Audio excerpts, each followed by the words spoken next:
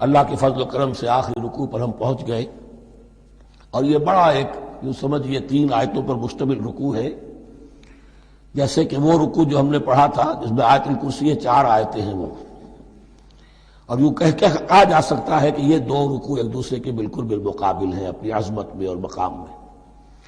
آیت الکرسی کی جگہ یہاں ایک دعا کی آیت ہے، جامع ترین دعا جو آئے گی آخری آیت میں، للہ ما فی السماوات و ما فی الارض۔ اکثر و بیشتر آپ دیکھیں گے سورتوں کے اختتام پر یہ الفاظ پھر آتے ہیں، اللہ ہی کا ہے جو کچھ بھی ہے آسمانوں اور زمین میں۔ وَإِن تُبْدُوا مَا فِي أَنفُسِكُمْ أَوْ تُخْفُوهُ، اور جو کچھ تمہارے دلوں میں ہے خواہ تم اسے ظاہر کرو خواہ چھپاؤ، يُحَاسِبْكُم بِهِ اللَّهُ، اللہ تم سے محاسبہ کر لے گا، تمہاری نیتیں اس کے علم میں ہیں۔ إِنَّ اللَّهَ لَا يَنظُرُ إِلَىٰ صُوَرِكُمْ وَلَا إِلَىٰ أَمْوَالِكُمْ وَلَٰكِن يَنظُرُ إِلَىٰ قُلُوبِكُمْ وَأَعْمَالِكُمْ۔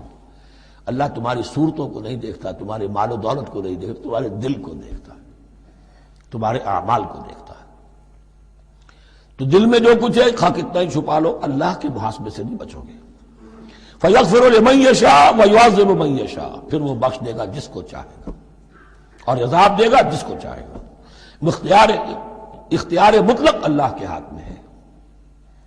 ہمارے ہاں اہل سنت کا عقیدہ یہی ہے، اللہ پر لازم نہیں ہے کہ وہ نیکوکار کو اس کا جزا ضرور دے اور بدکار کو اس کی سزا ضرور دے، اللہ کرے گا ایسا، یہ دوسری بات ہے، لیکن اللہ کی شان اس سے بہت اعلیٰ اور عرفہ ہے کہ اس پر کسی شے کو لازم قرار دیا جائے۔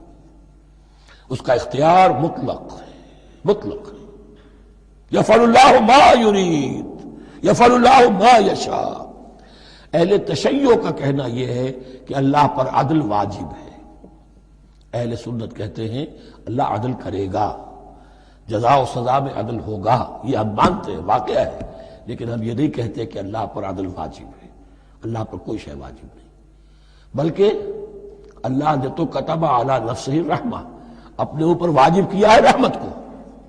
وجوب کا لفظ جو آتا ہے اللہ پر تو وہ تو رحمت کا ہے، کتب علی نفسہ الرحمہ، اللہ نے اپنی ذات کے اوپر واجب کر لیا رحمت کو۔